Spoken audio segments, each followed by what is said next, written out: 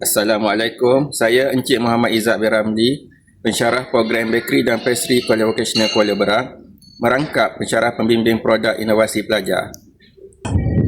Saya Ailis Afirana Afisha binti Asra Azli dari program Bakery and Pastry dari College Vocational Kuala Berang. Saya Nur Adelia Kasrina binti Roslan dari program Bakery and Pastry, saya dari College Vocational Kuala Berang. Saya Ainul Maidah binti Muhammad Ayub dari course Bakery and Pastry dari College Vocational Kuala Berang.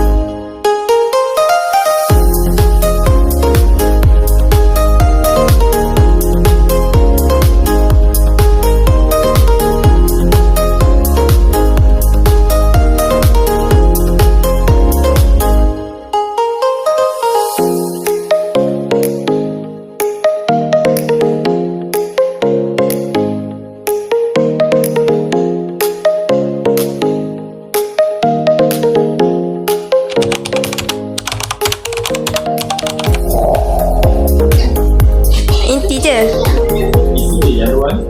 Luar tu warna je.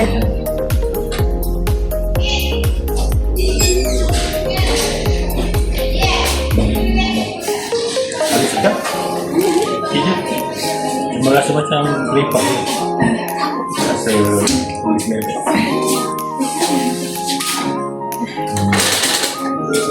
Sedap. 1/10.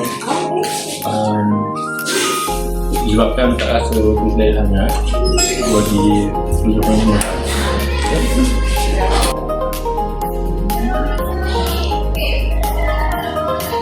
Dia krimpah ubi keledek.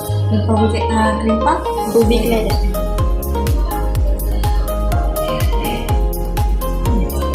Sedap. Tekstur berkerimpah dia. Saya tengok okey, berongga. Ada rongga ringan. Kemudian bentuknya pun comel, cantik. Feeling sedap. Lepas tu warna pun okey. Yang warna tu menggambarkan ubi. Menggambarkan ubi keledek kan. Lepas tu dalam feeling ni ada tak ubi tak? Ada filem ubi yang kat luar tu berwarna. Warna. Okey lah, sedap. Feeling pun smooth, licin. Tak berketul lah. Okey lah. Sedap lah, sesuai lah dengan 1/10. ni lah. Bismillah.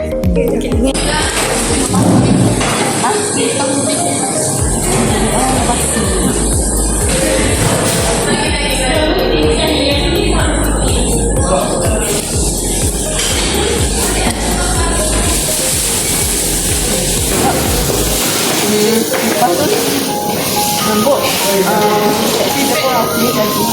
Lepas tu dia tu rasa macam sedap lah, lemak. Macam aiskrim pun ada tak? Aiskrim keladi tu.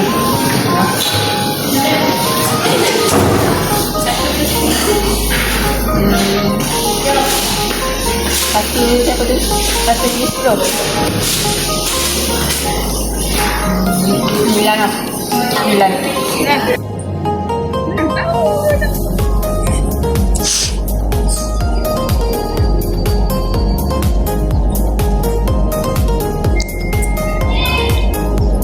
Tak. Saya bagi 90.